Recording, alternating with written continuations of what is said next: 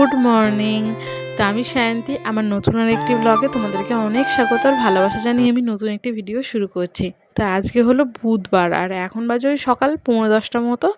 তো আমার বর তো খেয়ে দিয়ে কাজে বেরিয়ে গেছে আর সকালবেলা উঠেই রান্নাটাই হয়েছে, বাদবাকি কিছুই হয়নি। তো চলো, ঘরের কাজ এখনও কিছুই হয়নি, আগে বিছানাটা গুছিয়ে নিই, তারপরে বাকি কাজগুলো করবো।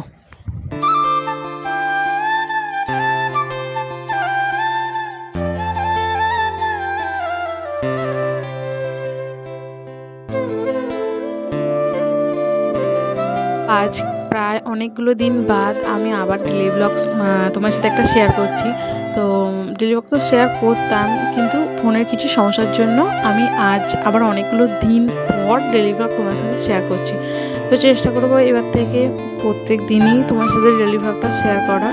তো আবার নতুনভাবে সব কিছু শুরু করলাম। তো ভিডিওটা শেষ পর্যন্ত দেখো আর তোমরা আমার পাশে থেকো।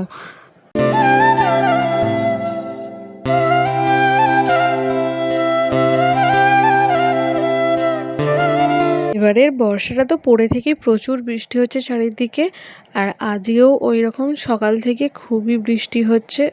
আকাশ মেঘলা, মানে সারা দিনই হয়তো আজকে জল হবে। তো বাইরের কাজও সেরকম কিছু করতে পারছি না, জামা কাপড়ও অনেক বড় হয়ে আছে জড়ো হয়ে, তো সেগুলো কবে কাচবো জানি না। তো চলো ঘরের কাজগুলোই টুকটুক করে করি। এখন খাটটা সবার গোছানো হয়ে গেছে, ঘরটা ঝাড় দিয়ে মুছে নেবো ভালো করে। তো চলো।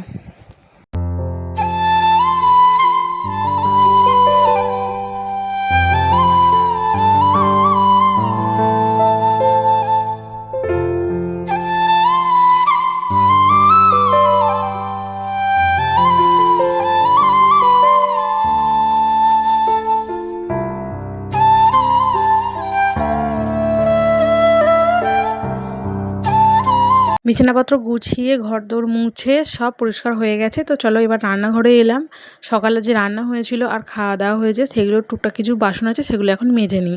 আর রান্নাঘরটাও তো অগোছালো হয়ে আছে, সকালে রান্না হয়েছে। তো চলো রান্নাঘরটা গুছিয়ে নিই, তো তোমরা দেখতে থাকো।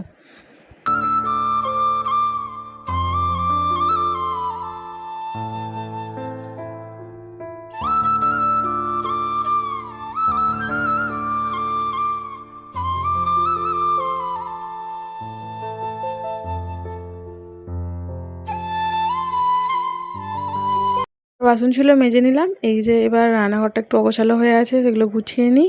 কারণ রান্নাঘর অগোছালো থাকলে আমার একদম ভালো লাগে না। সত্যি কথা, রান্না করি আর না করি, রান্নাঘর সবসময় আমার পরিষ্কার রাখতে ভালো লাগে। তো চলো এইদিকে এই যে মাছের বাজার করেছিলাম সেইগুলোর ওই যে প্যাকেটগুলো, মানে জিনিসপত্র যে প্যাকেটগুলো সেগুলো কেটে এখনও ঢালা হয়নি। ওই একটু একটু করে কেটে দরকার হয়েছিল যেগুলো সেগুলো নিয়েছিলাম। তো এই যে তেলের প্যাকেটটাও কাটা আছে, কিন্তু ডিপেতে ঢালা হয়নি। তো চলো এখন পরিষ্কার করে নিই, তারপরে সময় করে এগুলো সব ঢেলে নেবো। এদিকে একদম রান্নাঘর পরিষ্কার করে ঝকঝকে করে ফেলেছি।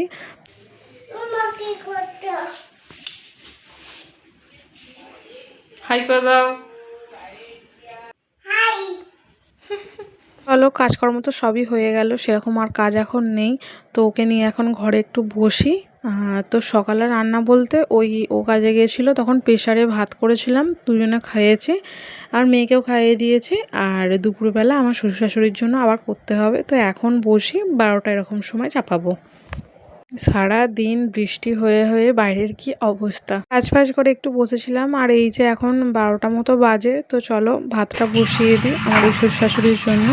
তো আজকে সেরকম তরকারি ডাল তো কিছু করব না, ওই আলু সিদ্ধ ভাত করব। তো তাই জন্য এইখানে এই যে কুমড়ো, আলু আর বেগুন কেটে ভাতে দিয়ে দিলাম।